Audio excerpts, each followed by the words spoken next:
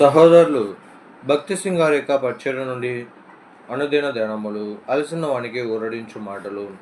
క్రీస్తు యేసునందు జీవమునిచ్చు ఆత్మ యొక్క నియమము పాప మరణముల నియమం నుండి నన్ను విడిపించెను. రోమా 8:2.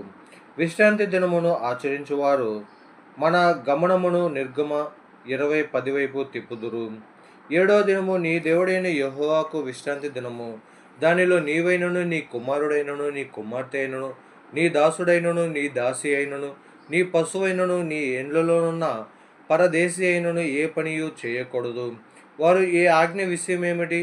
నీవు 10 ఆజ్ఞలు ఆచరించి విశ్రాంతి దినమును ఆచరించుచున్నావా? నీ రక్షణ కొరకు శనివారమును విశ్రాంతి దినముగా ఆచరించవలెను. లేని యెడల నీవు దేవుని ఆజ్ఞలను వ్యతిరేకించి దేవుని తీర్పు కిందకు వచ్చెదవు అని అందురు. వారు మన యేసు ప్రభువు విశ్రాంతి దినమును ఆచరించెను, దానిని ఆయన మార్చలేదని చెప్పుదురు. వారు జ్ఞానవంతులైన అబద్ధికులు, ప్రజలకు చెడ్డ అభిప్రాయము కలిగించి తప్పుదారు పట్టించువారు. వారి మోసయుక్తమైన దుష్ట బోధల ద్వారా ప్రజలను దాసత్వం కిందకు తెచ్చెదరు. క్రీస్తు శకపు ఆరంభ దినములలో గలతీయులోని ప్రజలకు సున్నతి పొందిననే గాని, లేక కొన్ని ముఖ్యమైన దినములను ఆచరించిననే గాని రక్షింపబడరని బోధించబడెను. అందుచేతనే అపోస్తలుడైన పౌలు ఈ పత్రికను అంత కఠినమైన భాషలో వ్రాసెను. వారు ఆ విధముగా చేసినడల మరలా తమ పాత మార్గములలోనికి వెళ్ళుచున్నట్లేనని పౌలు చెప్పెను. తన బోధ అంతయు వ్యర్థమగునని, వారు సమస్తమును కోల్పోవుదురని అతడు భయపడెను. ఇది సాతాను యొక్క పాత కుయుక్తియే గాని కొత్తదేమీ కాదు. నీవు ఒకవేళ పూనా నుండి ప్రవచన కాగితములను లేక విశ్రాంతి దినమును ఆచరించువారు వ్రాసిన పత్రికలను తెప్పించుకొనుచున్న ఎడల వెంటనే వాటిని కాల్చివేయము. ఎందుచేతననగా అవి అపవిత్రమైనవి. అనేక గృహములను పాడు చేయుటకు అవి సాతాను చేత ఉపయోగించబడుచున్నవి. దేవుడు నీ పాపములను క్షమించి ఉన్నాడు. నీవు విశ్వాసము ద్వారా ఆయన ఎదుట నీతిమంతునిగా తీర్చబడి ఉన్నావు. ఈ సబ్బాతు దినపువారు సబ్బాతు దినమును ఆచరించుట ద్వారా, సబ్బాతును కలిగి ఉండుట ద్వారా నీవు సంపూర్ణముగా రక్షింపబడదు అని చెప్పుదురు. ఆ వచనములన్నిటినీ జాగ్రత్తగా గుర్తుంచుకొనుము.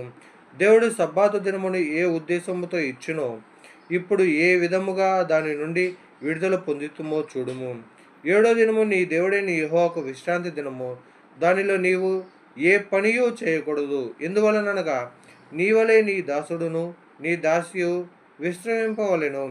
నీవు ఐగుప్తు దేశమందు దాసుడివై ఉన్నప్పుడు నీ దేవుడైన యెహోవా బాహుబలము చేతను చాచిన చేతి చేతను నిన్ను అక్కడ నుండి రప్పించునని జ్ఞాపకము చేసుకొనుము. అందుచేతను విశ్రాంతి దినము ఆచరింపవలెనని నీ దేవుడైన యెహోవా నీకు ఆజ్ఞాపించును. ద్వితీయోపదేశకాండము 5:14-15 వచనములు. దేవుడు ఇశ్రాయేలుతో వారు ఐగుప్తులకు బానిసలుగా నుండి ఐగుప్తులో అన్య దేవతలను సేవించుట గనుక దానిని వారికి జ్ఞాపకము చేయుటకే దేవుడు సబ్బాతు దినమును ఆచరించవలసినదిగా ఆజ్ఞాపించును. ప్రతి సబ్బాతు దినమున అవిధేయత ద్వారా తాము అనుభవించిన బానిసత్వమును వారు జ్ఞాపకము చేసుకొనిరి. పాపపు బంధకములు తమ చేతులను, కాళ్ళను, నాలుకను, చెవులను, కండ్లను, శరీరమును బంధించినవనియు వారు జ్ఞాపకము చేసుకొనిరి.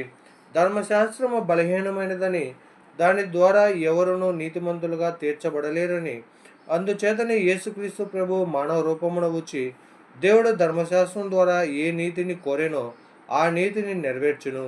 క్రీస్తు యేసునందు జీవమునిచ్చు ఆత్మ యొక్క నియమము పాప మరణముల నియమము నుండి నన్ను విడిపించెను.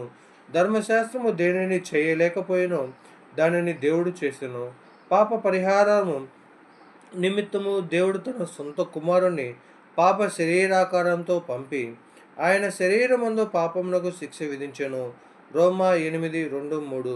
మానవుడు దేనినైతే చేయజాలకపోయినో దానిని యేసు ప్రభువు చేసి మనలను ప్రతి బంధకము నుండి విడిపించెను. ఆయన మన భారమును శిక్షావిధిని భరించి మన నిమిత్తము శాపగ్రాహి అయ్యెను. అందుచేతనే మనము సంపూర్ణ విడుదల పొంది నూతన నియమము కిందికి వచ్చితిమి. అది క్రీస్తు యేసునందు జీవమునిచ్చు ఆత్మ యొక్క నియమము. అయితే ధర్మశాస్త్రం కిందనున్న వారు పాప మరణముల నియమము కిందకు వచ్చుదురు. ఆ విధముగా సబ్బాతును ఆచరించడం ద్వారా ఇశ్రాయేలీయులు తమకు కఠినమైన పనులు కల్పించు యజమానుని జ్ఞాపకం చేసుకునేది. కానీ ఇప్పుడు యేసుక్రీస్తు ప్రభు దాసత్వ బంధకములన్నిటి నుండి మనకు విడుదలను అనుగ్రహించి నిజమైన విశ్రాంతిని ఆయనలో మనకు అనుగ్రహించెను.